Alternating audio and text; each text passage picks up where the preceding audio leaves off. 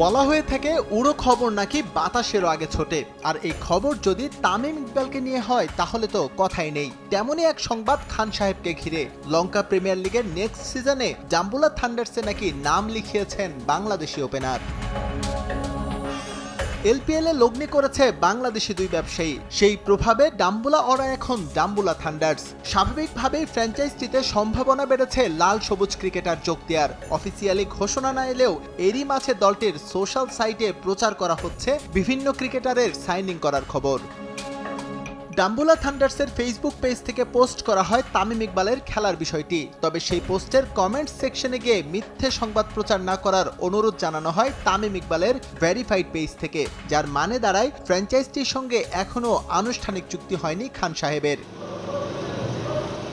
অবশ্য এমন মন্তব্য করলেও পরবর্তীতে নিজের কমেন্ট ডিলিট করে দেন তামিম ইকবাল তার এমন দ্বৈত আচরণ আরও জলখোলা করে এলপিএল এ অংশগ্রহণ নিয়ে। তবে প্রশ্ন করার জায়গা আছে যে পেজ থেকে পোস্টটি করা হয়েছে তার সত্যতা নিয়ে। মাত্র 198 ফলোয়ারের ফেসবুক পেজটি আসলেই ডাম্বুলা থান্ডার্সের অফিসিয়াল কিনা।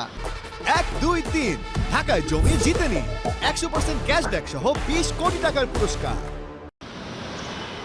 এদিকে সূত্র বলছে তামিম ইকবালকে দলে পেতে যোগাযোগ করেছে ডাম্বুলা থান্ডার্স, তবে দুপক্ষের মাঝে কোনো পাকা কথা হয়নি। জাতীয় দলে ফেরার ইস্যুতে সাম্প্রতিক সময়ে আলোচিত চরিত্র তামিম ইকবাল, তাই আগামী 1 জুলাই শুরু হতে যাওয়া লঙ্কা প্রিমিয়ার লিগে তার খেলা নিয়ে এখনই নিশ্চিত করে কিছু বলার কোনো সম্ভাবনা নেই। এস এম ইকবাল, সময় সংবাদ।